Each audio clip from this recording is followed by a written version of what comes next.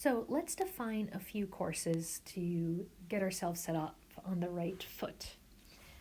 And the terminology for this course, Introduction to Mechanical Design, we'll start off with design. So in verb format, the way that I define design is that it's going to be the act or process of creating something new that will solve a specified need. So if you create a mess, that's not necessarily design, but if you want to represent a messy room on set in a movie, then you might design a room that's messy because there's a need, there's a purpose to it. This can also be a noun where it's the end result of this act, but we're going to focus it in a verb format.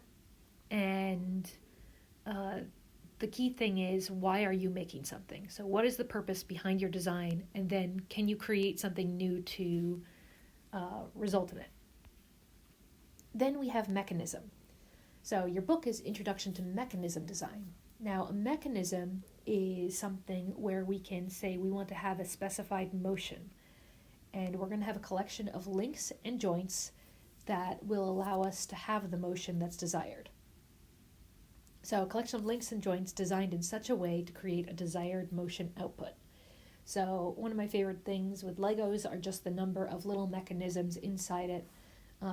So my kids got a castle Lego for Christmas, and they have a little device that has a water wheel that runs a blacksmith.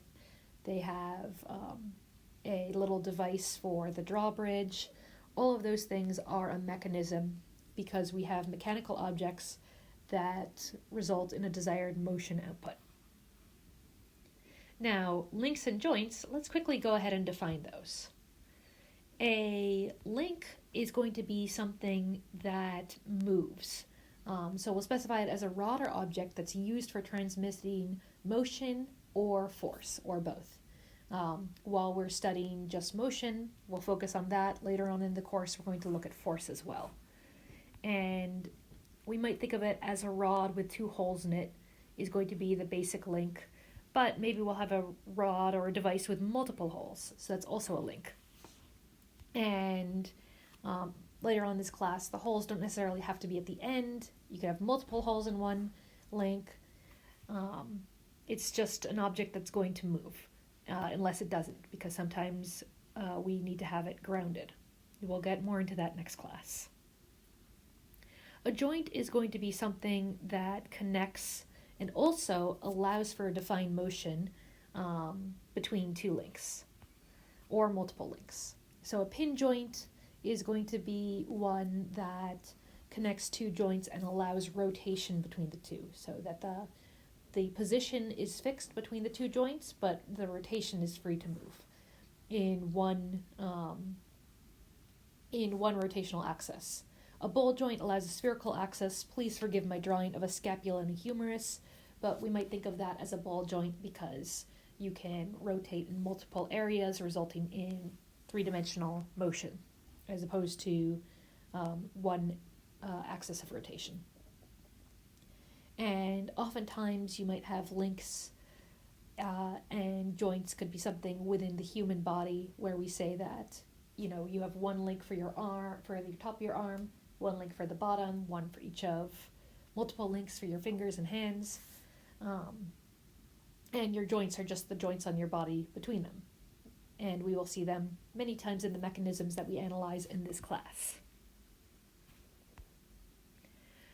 So, 2 other terms that we should define are going to be kinematics, which is the study of motion without regards to forces. For the majority of this class, we're going to be looking at that. So we'll be considering position, velocity, acceleration.